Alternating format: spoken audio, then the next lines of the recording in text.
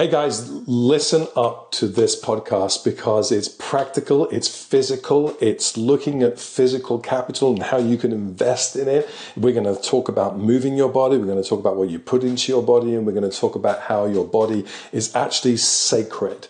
And carrying it in this world is going to make all the impact in the world that you desire. So listen up. This is the Arable Leader podcast. I'm Karl Martin. And we're exploring true, brave, kind, curious leadership, leading from your soul. Hi guys, welcome to the Arable Leader podcast again. I'm Karl Martin, and today I'm joined by friend and colleague Emily Sanders, and we're going to investigate or take a look at physical capital.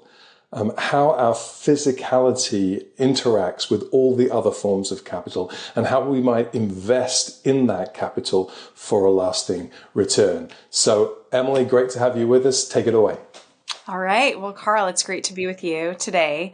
And I know I've been really enjoying the 5 Capitals series. It's given me a ton to think about. And anytime I talk with with friends about the 5 Capitals, it really leads to rich conversation. So today we're talking about the physical capital. And before we actually dive into that piece of it and why, health and our physical selves are so important, I want to hear a little bit about why it's ranked where it is.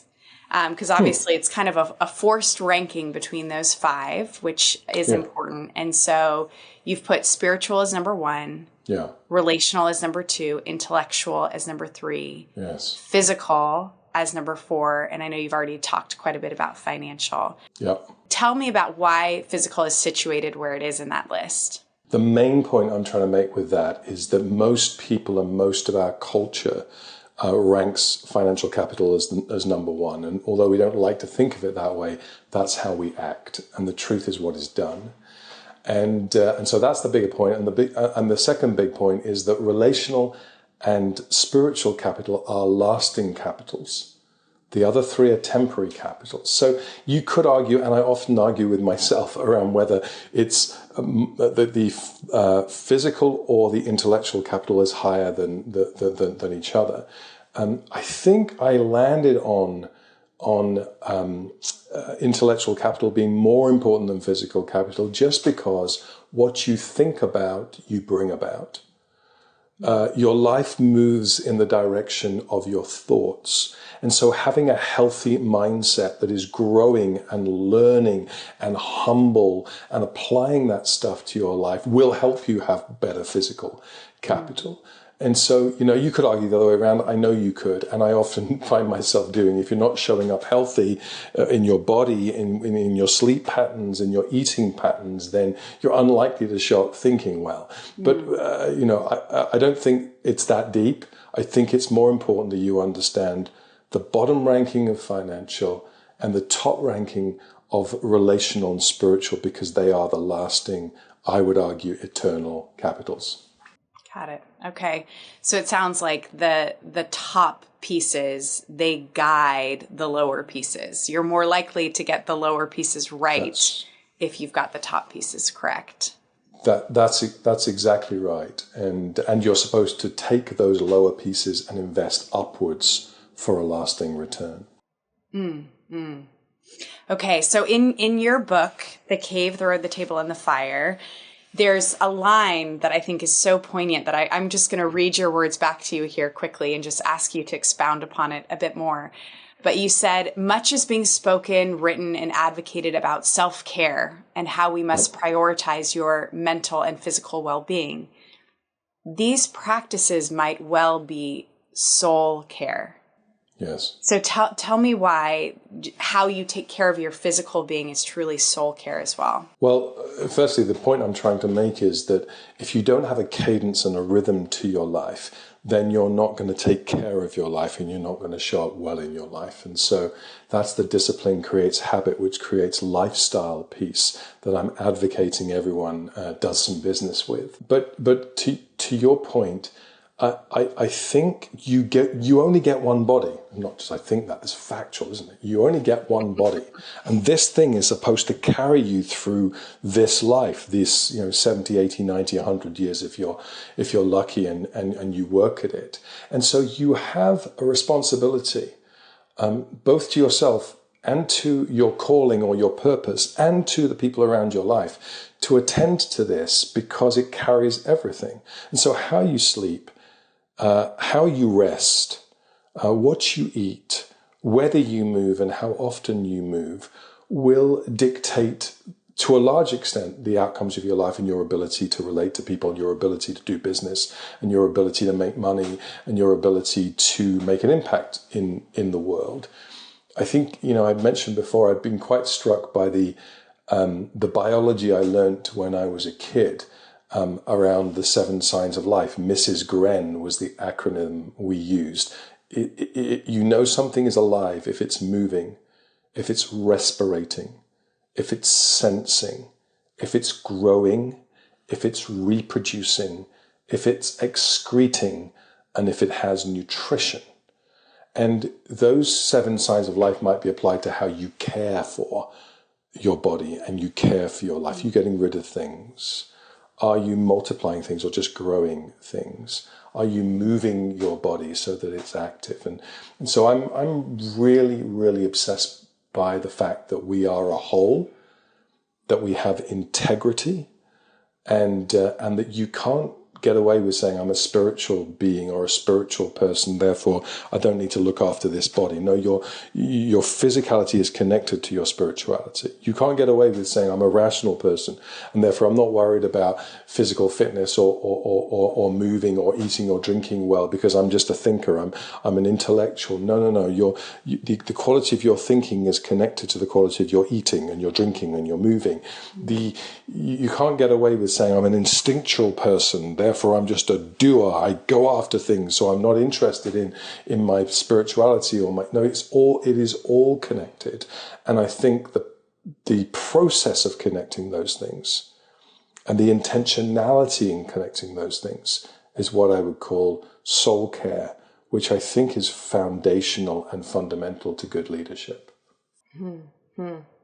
So a lot of what you talk about in your coaching, in your book, is this concept of cadence and rhythm, and how important rhythm is to leadership. And there's some really obvious kind of physical rhythms in our life. I know in your book you talk about how there's the heartbeat is the most quintessential rhythm that we all have, and but then there's just in a very basic way, we all have to eat every day. You can't just eat on Monday for the rest of the week. There's just this diurnal beat.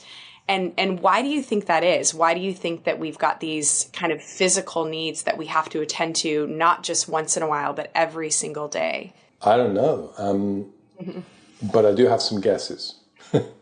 I wonder if it's because we are supposed as humans, these are signs to point us towards deeper truths about who we are and how we're supposed to show up.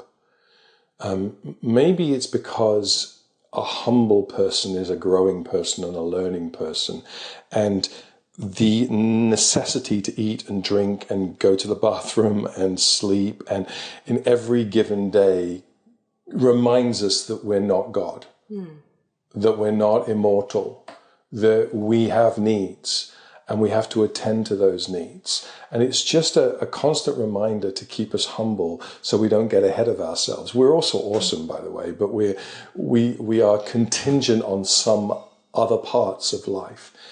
I also wonder whether it's a reminder that we are contingent on other people.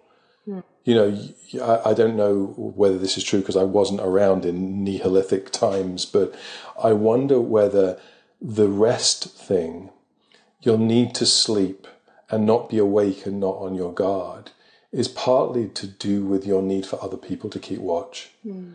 Partly to do with other people, that you need other people to help provide crops. We're not supposed to be alone. I've gone on record a number of times in saying that there is no such thing as an individual. And I firmly believe that. We are not we are not created or made, or whatever you think, to be alone.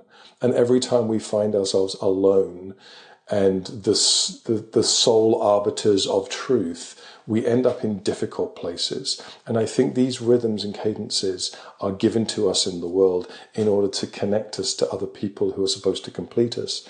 And then finally, I wonder whether it's something to do with our need to be in harmony with creation, which I know sounds super hippie. But I don't know, but, you know, there is something in me that believes that our persistence in trying to break natural rhythms only causes us long-term harm. That some of the problems we face with the planet and ecology is because we have decided as a race to impose our will on the planet. And I get it. You know, I want to get ahead. I want to make a difference. I want to drive a car. I want to shorten the boundaries of time. I want to fly to different places. But doing so outside of a connection to the natural rhythms and orders of the tides and the seasons and the days and the nights and the hours, I think ends up with dissonance between us and the created order, which we would do well to think through.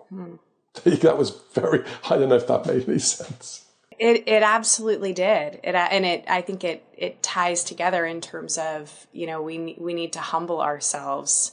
We are not in charge. There are these natural rhythms that were created that we cannot overturn. We cannot change. And the limitations, because it sounds like also what you're saying too, is that there's these natural limitations. We can't go without eating. We can't go without sleeping. We will reach a breaking point, and our mortality is something that we're constantly faced with.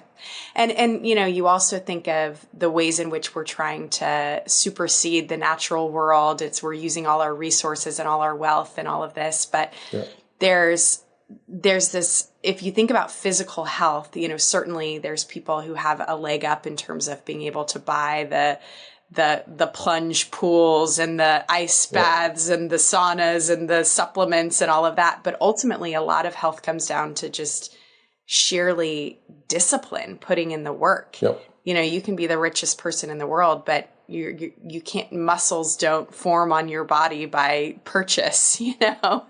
So why do you think the discipline of physical life is such an important piece? Well, I think that everything that you desire in life and is good for you in life comes the other side of discipline and resistance and difficulty. You know, I can't think of anything that I've achieved in life or has been I have gained in life that didn't come a hard way, that didn't have a kicker to it. And so, you know, we talk a lot about discipline creating habit, which creates lifestyle. Discipline is something you don't want to do. Habit is something you begin to do that forms in you, and lifestyle is something that you naturally do that just keeps happening. But to get to the point where your lifestyle is healthy, you have to go through discipline of health, which means getting out of bed and going for a run, or it means deciding I'm going to stop eating that and I'm going to eat this instead, or it decides I'm going to forego Netflix after 10 o'clock at night and I'm going to go to bed so that I sleep well.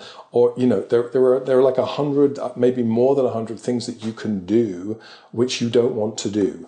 And I believe it's, you know, what I see so many people, high functioning people who are going at life and going at life and going at life and close to burnout in life. And I want to say to them, guys, employ the law of indirect effort.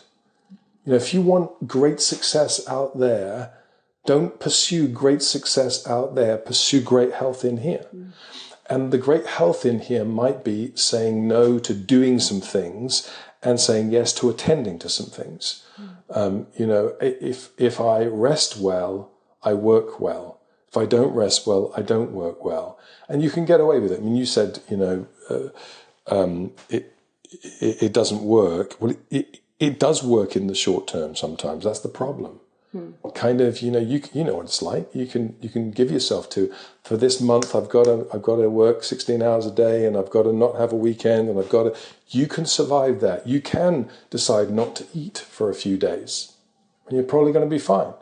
You can't not drink for a few days, but you can do certain things that for a season. But ultimately, if you're playing the long game and you have a bigger vision, you have to attend soul care. You have to attend to this. And if I might be as really controversial, if you're not attending to this,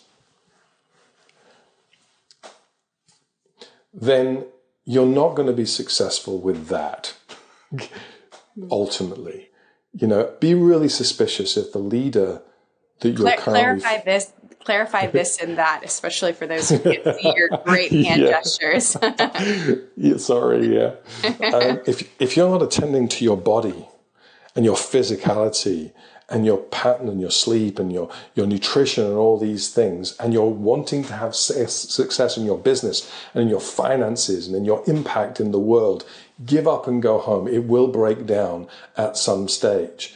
And what I was going to say controversially is, if you're following a leader, or you are a leader that is not taking care of this physical specimen, then ultimately it's going to fall apart outside of this physical specimen. So attend to caring for yourself physically, emotionally, spiritually, because it's going to impact out there. Yeah.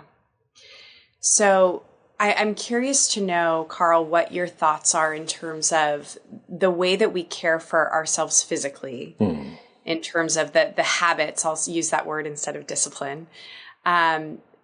What sort of metaphors do you find for other parts of life? So, obviously if you're training in some physical capacity for something, you're pressing you're doing the harder thing.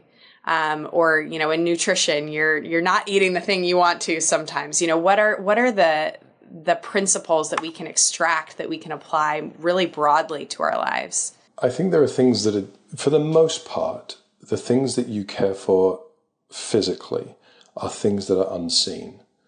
They're not the obvious things. They're not, no one sees that you wake up at 6 a.m. and decide that you're going to drink water and then go for a run, and that you're not going to turn your phone on. No one sees that that at the weekend, your Friday night through to Sunday lunchtime is rest. I mean, I really mean rest, as in restoration rather than just recovery, which we can get into in a moment. Many people's rest periods are just recovery from an exhausted week. People don't see that stuff, but it's the stuff that's done in the dark. And I often think about, and this is going to sound nonsense because I'm not a gardener. My wife is a gardener. But I often think about how someone who's a gardener or someone who's a farmer disciplines themselves to do things which are hard yards in dark times, for a harvest that will grow in the spring and the summer. So the winter is a planting, a tilling, a digging, a working hard, unseen work. Growth happens, but it happens below the surface, for a season in spring and summer where you might flourish and grow. So it's playing the long game that I think is important. Absolutely. Absolutely. What you do now is what you're creating for yourself a decade from now, ultimately. Well, and also I think, Emily, that one of the things that fascinates me about the physical capital piece is that for the most part, we can control what we do in this space, which is quite unusual. In many of the other spaces, we are contingent upon what's happening in the world around us. But for the most part, we can decide whether we eat this, whether we drink this, whether we try and sleep here, whether we allow space for this, whether we rest at a weekend, whether we drink water, or what, we can control those things, which means it's on us to a massive extent. And that means that it's very possible to live a healthy physical life. Now, There are things that happen to us from the outside that we can't control. There are diseases that we get. There are children that are born to us that don't sleep through the night. There are things that happen to us. But for the most part, you can decide whether you're going to be physically healthy, and you can decide whether that's going to be important to you, and you can decide to make a difference. That's an empowering perspective for sure. So let's shift gears and get a little bit more just kind of practical. There's, let's talk about some of the, I understand that you probably encounter this all the time as you're coaching leaders who, they're absolutely maxed out. They've got, big deals in the works. They've got lots of demands on their time, both in the office, at home. They've got shareholders that they're reporting to. They've got boards. They want to make sure that, they're showing that they're doing absolutely everything they can to grow the business. Yep. What would you say to them in terms of their, why it's so critical that they focus, that they take time out of their life to focus on their physical health when they don't feel like they have the time? Yeah. Well, I think two things are fundamentally important here. The first is, as the leader, you lift or limit your team. Someone's said, often people have said, speed of the leader, speed of the team. And so if you want your team to be physically healthy, so they might be intellectually healthy, so they can be relationally healthy, all these things are interlinked. If you want that for your team, you have to model it, message it yourself, so that you can manage it and measure it in other people. And so don't expect people to go further than you or be better than you. You make a statement in the way in which you live your life, and people can see. As a leader, you live in a goldfish bowl. People are looking at you, unfortunately or fortunately, all the time. They're working out, is this guy tired all the time? Is this guy on it? Is this guy healthy in the way they live their life? What kind of life do I want? Do I want the life that they want? That they have right now? Do I want that kind of life? That's the first thing that I would say. And the second thing is that if you don't prioritize your physical health, if you don't make physical space for these things, then more often than not, I think the decisions that you make will be reactive decisions, not responsive decisions, because you will just not have the energy and space to be able to make the kind of decisions that you need to make for the organization that you have. Tired decisions are bad decisions. Hurried decisions are bad decisions. So make space is about showing up to your days and showing up to your decisions with clear minds and healthy attitudes. And a significant part of that is saying, let me make it personal. If I am running in the morning, I'm smart and sharp at midday when I'm making decisions. If I'm sluggish in the morning, if I'm rolling out of bed, throwing my clothes on, going to work, then what happens very quickly in my life is I become sluggish in my decision making, because what's going on in my body transfers very quickly to what's going on in my mind, transfers very quickly to what's going on in my relationships, and in every other part of my life. What you're saying is reminding me of a conversation I had recently with someone who was lamenting how segmented mental health is from physical health. Yep. And how even in the medical world, there's rules about what can be shared. And yet it's so holistic. Our mental health, physical health, there's such a direct connection that cannot be extracted from one another. And yet our health systems treat them completely separately. Yep. And even as a parent, just starting to see connections between, you bucket things like, okay, what are your kids eating as one thing? And then what is their behavior on another bucket? And it's like, wait a second, these might be directly related.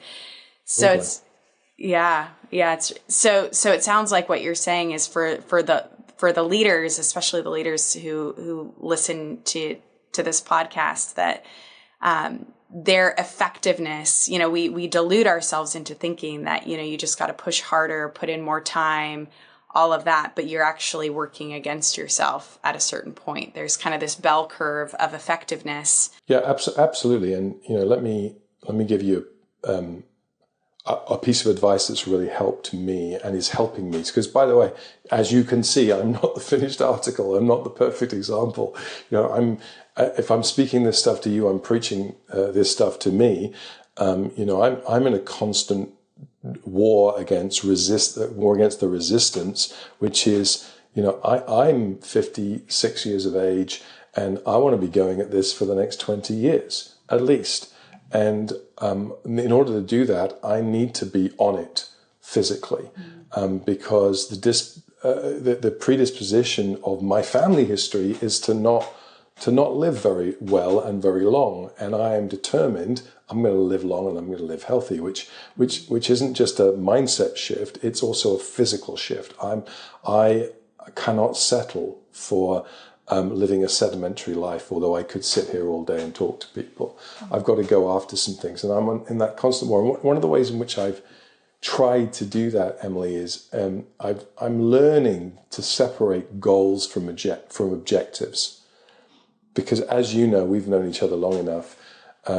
As you know, I'm big on the hyperbole and I'm going to run a marathon this year. And I'm going to, what I'm saying is I'm going to be in the best physical condition of my life at the age of 56. And whilst that's possible, what I've set is these big, hairy, audacious goals out there, which are not that measurable and probably are not going to happen, even though in my mind, when I say it, I believe it's going to. I think the setting of objectives, though, is much more significant.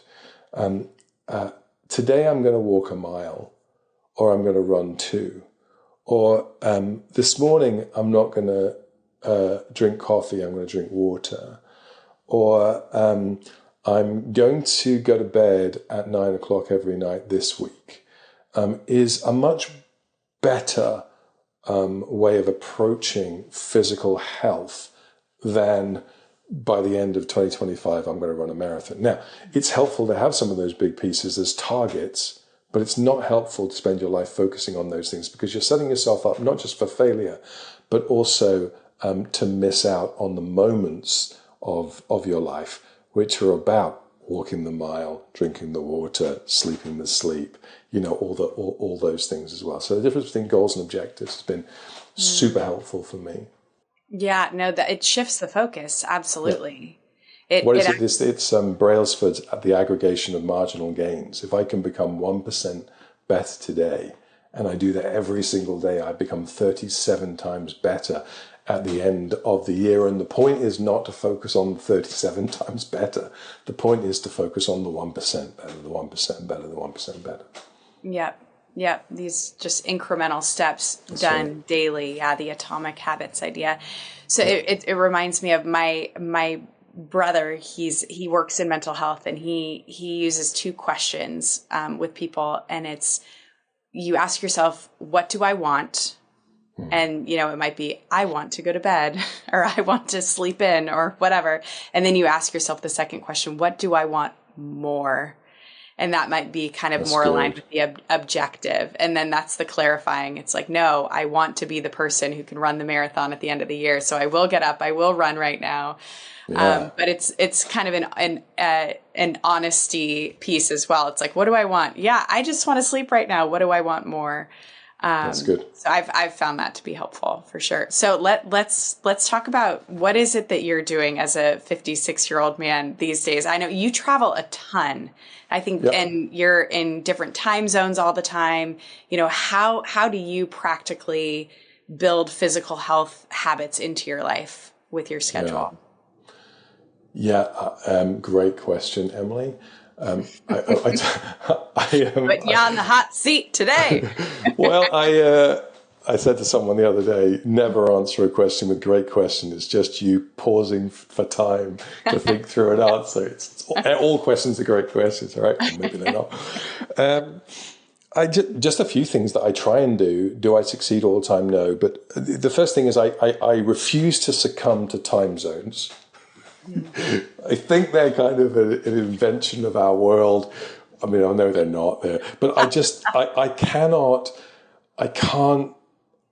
if I'm 2 days here, 3 days here, 4 days here, 5 days here, my life gets out of kilter. So I get there, I get on with life, I try and sleep as early as I can or as late. I just don't worry about the time zone so much. The thing that's more important for me is that I am not always in control of what I'm given to eat or where I'm eating or when I'm drinking and so I have some rules that I break from time to time, but I try not to eat processed food when I travel. I try not to eat many carbs because, I put on weight like nobody's business and it's just the way I'm wired and I don't like it. It makes me sluggish. And so I try to eat as clean as possible. I try to be in control of that. I try not to snack because there's always, in our line of business, there's always a cake around. There's always some biscuits. Which means something in Europe and means something different in America. Cookies. There's always things to snack on. And I try not to do that because that's unhealthy for me. Just stay hydrated. And the other thing for me is alcohol. My wife's going to listen to this and she is going to go after me. But here we go. Say it. We made a rule that we would drink at the weekends. We wouldn't drink throughout the week. And then it slipped into we will drink at the weekends. When we say drink, we're not like having a session. Have a couple of glasses of wine or a glass of whiskey, right? A full case of something, yeah. Yeah. And then it became we will drink, obviously in social environments when we go out for a meal. And then I started to go out for meals with people all the time. And so it's very easy for you to be having a glass of wine every night or two. And so I'm really trying to just drink alcohol at the weekends and not to drink during the week. And I have to make that quite a fast rule because otherwise I would be drinking alcohol every night. And it's not a problem for me, but I know that it's not healthy for my body. So making those kind of decisions are really important. I think the point is, if you're not intentional, you'll be accidental. And if you're not accidental, you'll end up being reactive, not responsive. If you become accidental, you'll end up being reactive, not responsive. And it's rarely good and it's rarely healthy. And it won't show up immediately, but over the long piece, it will show up in your life and it will damage your life. Yeah. So it sounds like you're saying articulate the rules you want to follow. Yeah. And you can bend them occasionally, but just make sure you articulate them so you're not just going on what you feel like in the moment. Yeah, make some decisions. Yep. So if you could only recommend kind of one piece of advice to people who are looking to prioritize their physical health, what do you think the biggest bang for your buck is? I think it might be different for different people, but overall, and if it is different for different people, find the force multiplier for you. Find the thing that enables you to do the other things. But for me, and I think it's true of many, sleep is so big in that, and you know this, in experientially you know this, if you're not sleeping, give up and go home if you're trying to be healthy and you're eating or you're drinking or you're moving or anything else. So being able to get good sleep patterns and good time for sleep is massive. There's a wristband that a number of my clients use called, I can't remember what it's called, Doop or Noop, or someone's going to put it in the show notes. They're not a sponsor. Clearly, we're not sponsored by them, but we could be. But great results people get from them because it doesn't regulate your sleep, but it tells you when you're sleeping, what's good for your sleep, and what the pattern of your sleep is. And above anything else, it just focuses attention on sleep is really important. And so exchanging the hours of 9 to 11 at night for 5 to 7 in the morning is a game changer. It's a game changer. Show up rested, show up going out the day rather than having a late night with a drink or two and watching some crap on Netflix. and then wondering why the beginning of the next day doesn't work for you. Get some sleep. Okay. So I'm going to just pull something just straight scripture. Paul said that your body is a temple. What does that mean to you? It means it's sacred. It means this thing is not just a functional thing that gets you through life. This thing is sacred to you and to whatever you believe about God, and therefore your responsibility is not just to look after it; it's to steward it for your life, and to recognize that what you do with this has impact on everyone around your life. The people that are closest to you are impacted and affected by what you do, whether you move, how you eat, how you drink, whether you rest. The activity of your life flows from the activity of your body. And so it's like a sacred endowment. You have been given this thing. And the way in which you move it and the way in which you use it is not just important to you, it's important to everything around you.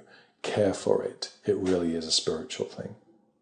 At least that's how I interpret that phrase. So you committing to run a marathon this Come on. year is Well, no. Let me flip it before you start having to go at me, Emily. One of the things that we did as a team 2 years ago or 18 months ago was that we ran a 10K, and let me let you into a little secret. The way in which I've always done reach physical goals is done it with other people, and I've kind of slightly bullied other people into it because I know that if I do something on my own, it probably won't last very long. But if I do something with someone else, I feel accountability and collegiality, and I want to go after it. So I kind of forced my team to do a 10K. Now, they could have objected, and I wouldn't have fired them. But my daughter Lydia, who works for us and is part of the team, said that she could definitely have me up in front of a tribunal for making her do a 10K. But so we did that 18 months ago. And granted, Emily, you have had a baby in those 18 months since. But, I've heard talk of a half marathon this year.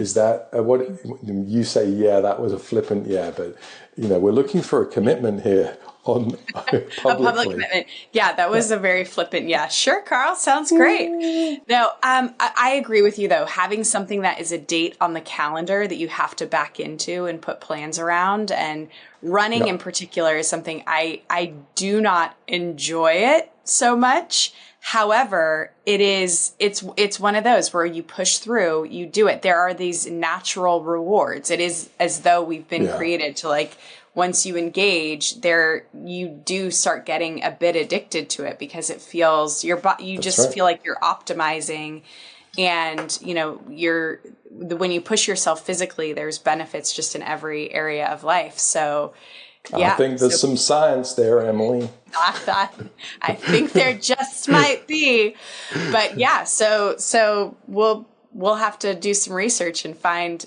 a good a half marathon, not a marathon. We're not crazy. almost a commitment.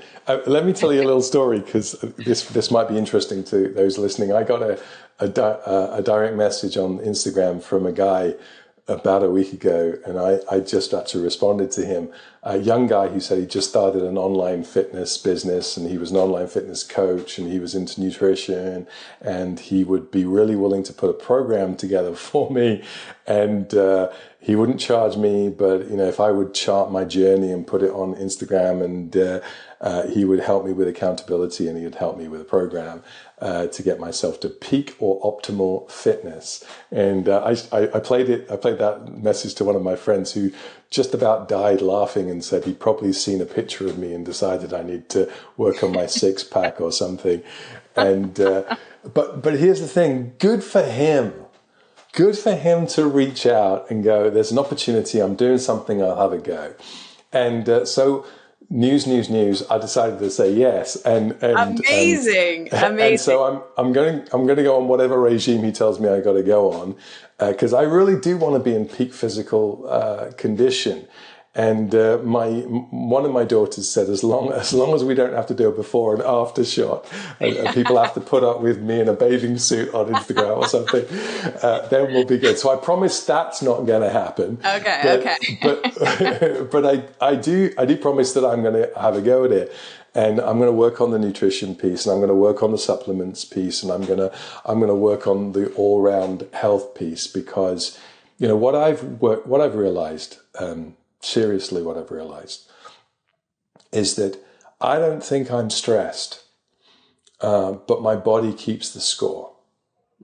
I don't think I'm stressed. I think I'm just got big capacity. We've just moved continent. We've started a business.